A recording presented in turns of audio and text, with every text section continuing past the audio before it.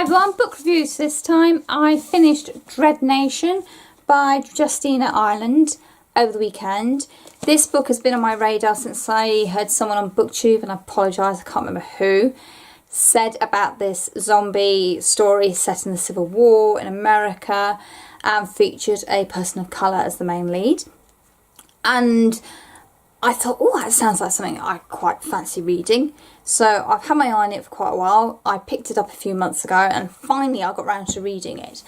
And I'm so glad I read this book, because if you're expecting it to be a bog standard zombie by numbers kind of story, it's so much more than that.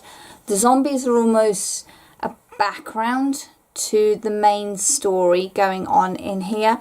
We follow Jane, our lead character, who's a 17-year-old lady of colour who at the time of the Civil War would have been a slave. Unfortunately, during the early days of the Civil War, the dead started rising and walking, and so Jane was given the prospects of a slightly better life than slavery. An act was passed where the Negroes and Native Americans were basically shoved into re-education systems.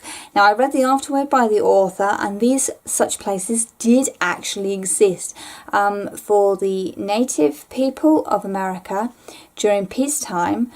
Well-meaning, and I'm going to put that in inverted commas because, yeah, reasons, took native children from their families, split them up from their brothers and sisters, and shoved them into an education system where they were basically taught how to be white.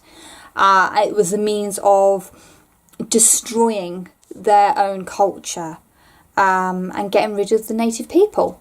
That's the main principle behind it, and that's a historical fact. And so the training schools in Dread Nation are effectively based on that idea that you can take an undesirable of society and program them to fit into your world. But as becomes blatantly obvious as you start reading the book, it's not what's going on. People are being still used as slave labour, they're just calling it something else. And I have to say, at several points reading this book, I was livid by the attitudes of white people towards people of colour. I just thought, my gosh, you know, people actually thought these things. People still think these things. And it just makes my blood boil that that was deemed acceptable. And it's kind of almost in areas deemed still acceptable. And it's like, no, this is wrong. And I know it's wrong.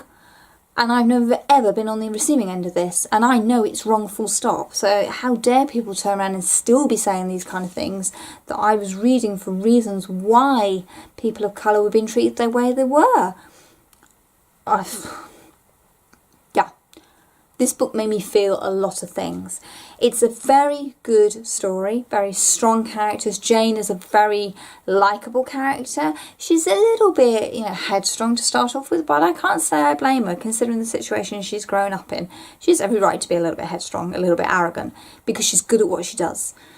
But unlike a certain character from Throne of Glass, Jane shows how good she is very early on. There's none of this boast and you never get the payoff.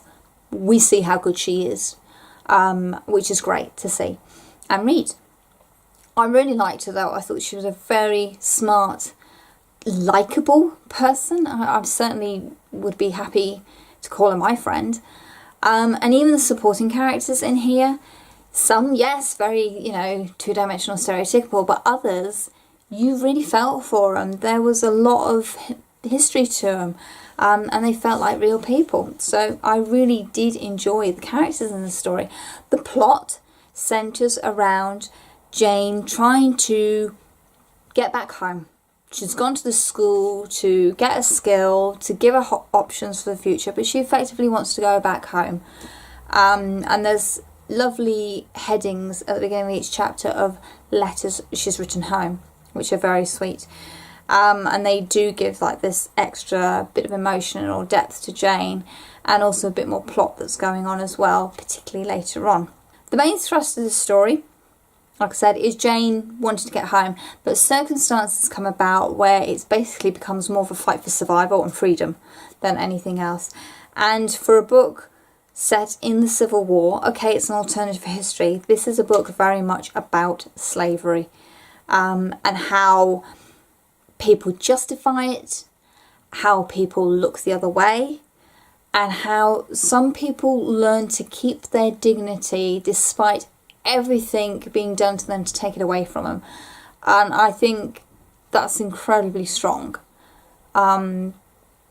It's a whole different level of bravery to be able to face the horrors you are given day in, day out, and still keep intact who you are, your dignity. And I find that very, very emotional. So Dread Nation, it made me feel a lot of things. Obviously, I'm a white woman. I've never experienced the level of prejudice that goes on in this book. But reading these kind of books gives me a good idea of what goes on, of the realities of our history and also our present day.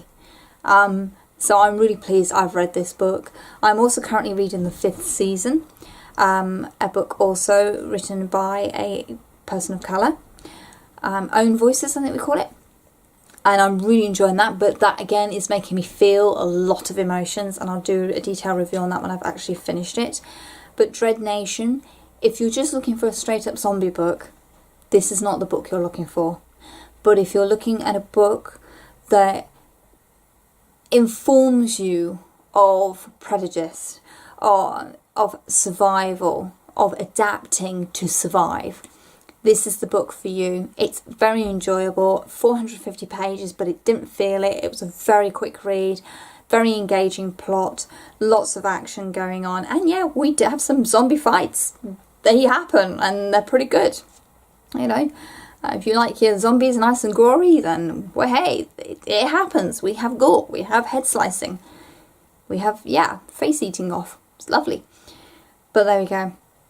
So Dread Nation, have you read it? If you haven't, please give it a go, because I think it's a really good book. It is the first in possibly a series, I don't know, but it is the first in a collection of books set within this universe. So I'm looking forward to reading more about Jane and her characters around her, and seeing if she ever does make it home. A little bit of a spoiler there, but I think that's a given thing. And let me know your thoughts on the book in the comments below. Thank you very much. As always, my social media links and book blog link are in the description box down below. You can find me on Goodreads, Twitter and Instagram. Come and say hi, that would be lovely. And, you know, more ramblings from me on my book blog, where I'm trying to do more in-depth reviews and slightly more structured thoughts from me, but I can't guarantee that. Sorry. As always, thank you very much for watching, and happy reading. Bye.